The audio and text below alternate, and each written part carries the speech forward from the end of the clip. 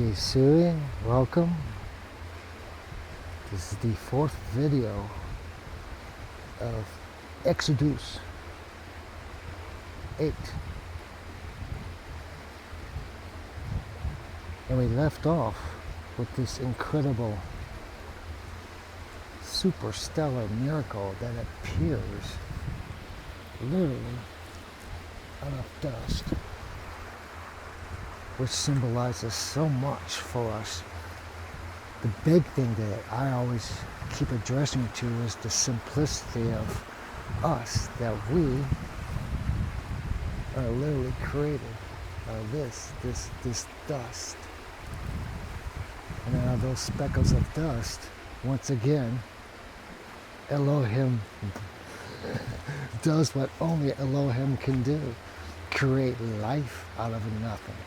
Hence the sciniphes, these female flying creatures infesting the eyes of males, men and beasts. The enchanters were called in, practiced in a like manner their usual tricks, but this time, miracle number 4, they could not repeat, couldn't even parallel it, which reveals the devil's powers, as I said previously, limited by Elohim once again. And we left, and this is where we left off. And the sciniphes were everywhere, man and beast. And these enchanters, they, after exhausting themselves, the trepidation probably rattling through their voices, the fear when they're finally turning to their king, their boss, their number one uno guy, and say, hey, we can't do this. This is the finger of God. Digitus Deus. Digitus Deus. The finger of God. And for these men to admit this, his most trusted, his closest enchanters, the room must have just fell silent. Malice.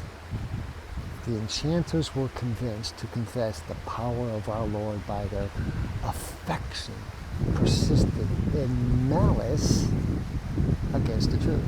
Whatever the king was going to say, how egregious or as much malice involved as necessary, they were backing. Now this same uneducated stubbornness is reflected today with a multitude, as I keep picking on, the multitude of man-created religions being practiced all around this globe. Everyone stamping out the same thing. I'm probably telling you that this is the one, but unlike the others, I haven't revealed. I've mentioned all the religions. You need to be the one who's following those few people that are following along, hopefully children, as much as possible. And make your own deduction. And the invitation for you to come to Shepherd Corps for spiritual study, complete spiritual, is always open. It's been open. So many citizens align themselves with blasphemy, even though they're fully aware Jesus had absolutely nothing to do with their church, or you're just so convinced by their pastor. I wonder, as this is passed on from generation, I wonder if anyone stops to ask, well, how is this connected with Jesus and his apostles?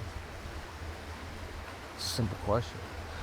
Moses continues writing once again, and Pharaoh's heart was entered, as predicted from the very beginning by quiesced.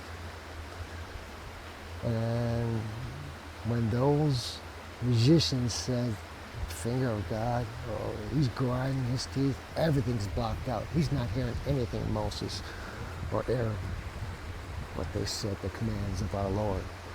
So, once again, Moses and our Lord, this incredible relationship.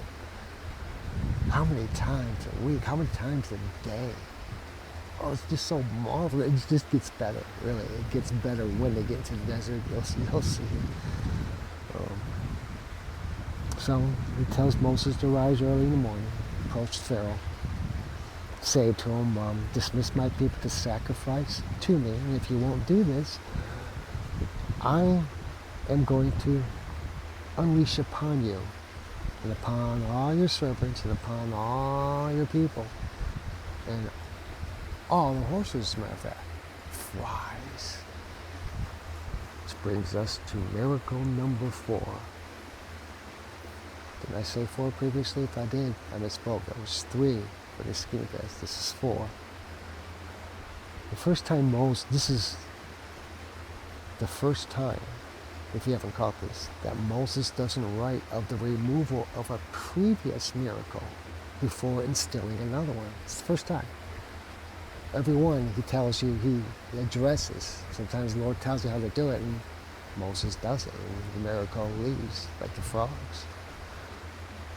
This miracle involves, number 4, involves an abundance of a plethora of different types of flies, which probably included mosquitoes. And even when the Egyptians frantically attempted to flee these things, guess what? Their transportation is also affected by these same pests of our Lord. These annoying insects, these annoying troopers. Everyone, all the houses of Egypt were filled with flies of so many different kinds, the whole land. He says to Moses, I will make the land of Goshen. Remember, this is where the descendants of Jacob are staying. They were given this land to stay here, north central Egypt. I will make the land of Goshen marvelous in that day. That's where my people are. So the flies will not be there. And they will know that I am the Lord in the midst of the earth to even control these flies. And I will put division between my people and thy people. Tomorrow this sign shall begin. All right, so this, everything up to now, even the murders, but this is the first time the division is now public. It's said by God because he knows this is it. This is the last straw, the one that breaks the camel's back. From henceforth, there is always now this division from the Jewish descendants of today, who I don't even know how many of them are linked with the blood of Jacob. I can't speculate. I don't research it. I haven't researched it, and I probably won't, unless Elohim guides me that way. But it's just, when Moses writes that the Israelites won't be affected, it's applied to all of our Lord's miracles. Remember this, around Egypt only, the Egyptians only. The water was tainted with blood for the Egyptians, but not for the offspring of Israel, of Jacob. Same with the frogs. Goshen was entirely free of this pestering army of flies from our Lord. And our Lord did some of this. Grievous fly came into all the houses of Pharaoh, servants, all the land, corrupted by these incredible flies.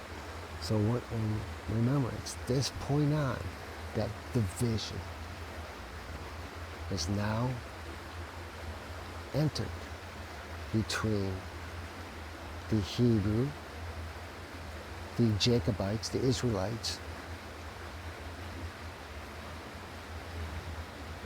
pretty much everyone else. This is why Moses writes this.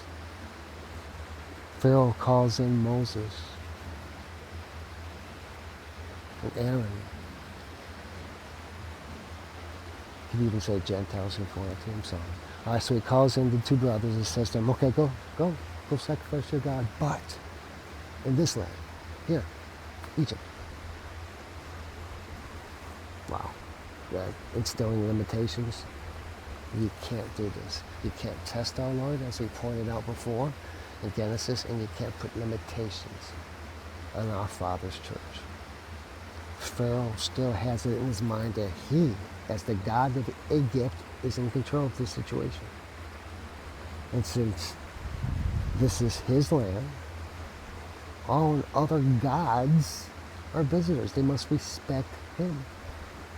It's the same sort of thing mankind has done with our Lord's church. Incredible. Because a certain heretic doesn't, or misgruntled shepherd doesn't like some particular thing or another that's represented by others in the church, the other clergy. This person really flees, and as if blame is on our Lord's perfect church in lieu of her earthly representatives, which is all these divisions are about. That first sect that involved the Protestants and the Catholics, our Lord shed tears on that, because it could have been handled much more wiser, calmer. May have taken more time, but it could have been handled. Just like these wars I keep pointing out, the Civil War, I pick on immensely, what America calls the Civil War. I wonder if once did people like Luther or Smith or any of them think how St. Peter and our Lord felt about such persons completely bypassing the genuine and the heavenly link that exists only between the King of Peace and his apostles. That link right there.